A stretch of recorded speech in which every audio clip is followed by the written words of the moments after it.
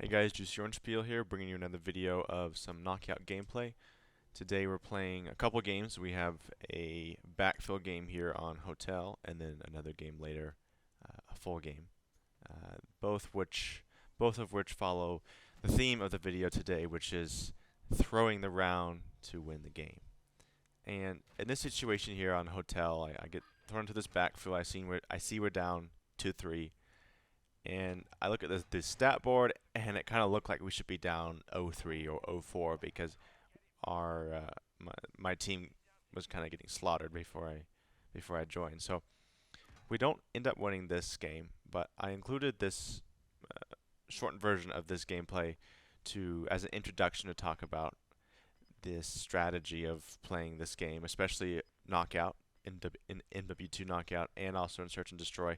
Though I think it works even better in knockout for reasons which we'll get to momentarily. So I'm in this game here and I take one of my routes on the Hotel and my team gets kind of just sliced up on the right side. And here I'm like, I'm not going to win this round because I don't have time. The guy at the package is on the other side of the map.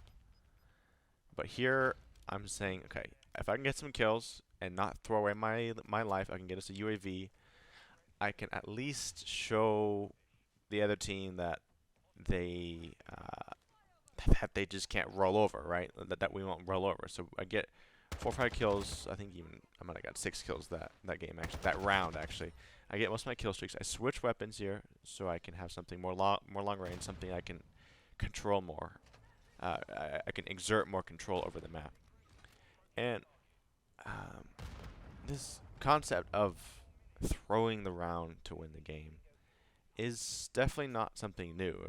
They talk a lot about losing the battle to win the war, and I think this is the same type of thing with knockout here, where you are purposely, in some situations, going out of your way not to attempt to win, right? Not to attempt to win the round, at least.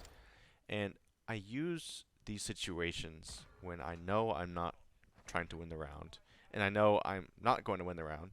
I use those situations to one of two things: either stop the bleeding if we're down 0-2 or 1-3 or something, stop the bleeding, and try and put a cap in some of the momentum that the other team has gained over us. And I do this by slowing the game down a little bit. See if I can get a good position, see if I can pick off a guy or two, and then usually a couple other enemies will come after me. And here's the kind of the quote-unquote big secret when you're in a situation where it's 1v4, 1v6, or 2v5, whatever it may be.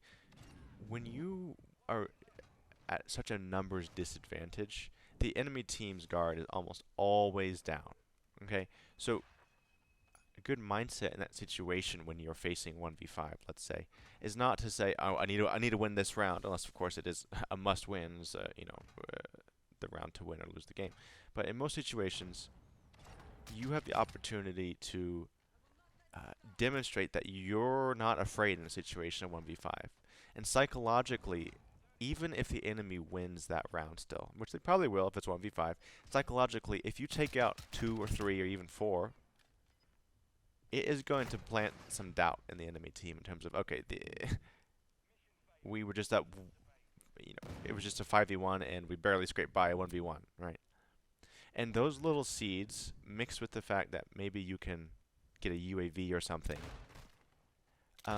can really serve to reverse the momentum. And I use a strategy consistently because I'm in a lot of situations where my teammates will group up together, run down one side of the map, and I'll die. And I'm left to fight 4 people or 6 people. So that was the end of that Bringberg game, and I went 14-1 a couple rounds. Obviously, we lose, but through that strategy, throwing the round to try and win the game, I was able to give our team a chance to at least mount a comeback. Unfortunately, we weren't able to touch out those last couple rounds. But going into this next game here on Turok, there's another example here in I believe it's this round, the second round, where it's not as strong of a quote-unquote throw, but I am trading kill streaks for a likely win. And you'll see here that a lot of my teammates die here, but it eventually becomes a 1v1.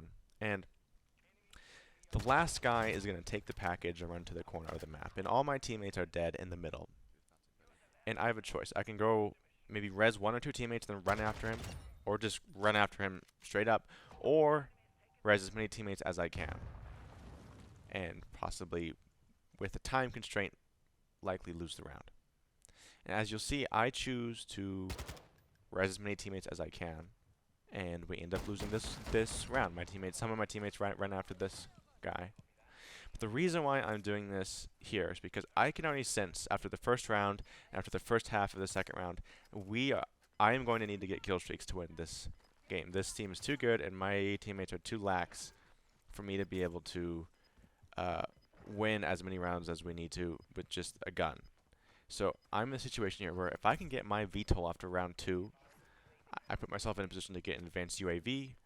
And what kill streaks do in this game is they give you this sort of almost cheat code as a way to regain momentum, especially on a map like Turok where kill streaks are extremely effective, especially the Harrier, the VTOL. So that's my strategy. I quote unquote throw that round. It's not a hard throw because I give my teammates an opportunity to kill that last guy. They weren't able to make it over there in time, or some of them weren't. And I choose to not go with him. I choose to go res a couple more people to put myself in a position to get this VTOL. And I do this, as I said, because I already can sense that this other team's too good for just guns to beat them. I need some kill streaks here. So here I was able to get this jump kill on this guy, which was a relief because he saw me first. And here I have my VTOL, and this strategy is going to allow us to chain some rounds together after our first win here, and hopefully allow us to bring out the victory. And the thing about momentum. So we're down 0-2 here, right?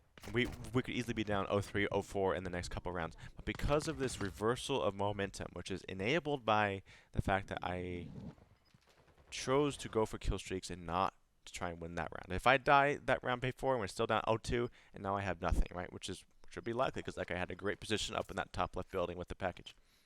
So the idea here is to start thinking about when should you go for the win, and when should you, quote-unquote, throw the round to try and gain something else, to try and either gain a kill streak or to slow momentum, right?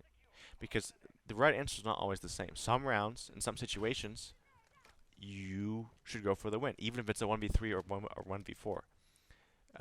And those are not only the rounds when it's like the end of the game, right? There are some rounds where there's too much hanging in the balance if you guys lose. If you guys go down 0-3, that's a tough momentum play. But then there are other rounds where, hey, it's 1v4, I got a UAV, I'm feeling pretty good, I'm gonna go for it, right?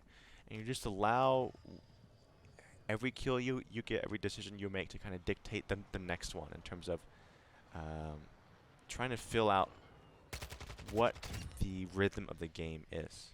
And then hopefully you guys can put together either some good comebacks, or at the very least provide more resistance to the enemy team than they would have if you hadn't approached it with that strategy. So something to think about, something I will continue to think about, especially the balancing of the tension between what rounds do I really give myself over to trying to win at all costs, and what rounds do I allow myself to throw, basically, in order to put myself and my team in a better position later in the game to win. And one last thing, this works best with knockout and using score streak systems because your revives count significantly towards score streaks, towards eventually your kill streak. So if you kill a few people in knockout and your team is decimated, you can basically get double the points that you would with your kills by just rezzing some of your teammates, put you in a much better position to get kill streaks easily and potentially turn around the game. So with that being said, guys, enjoy the rest of the video, and we'll see you next time.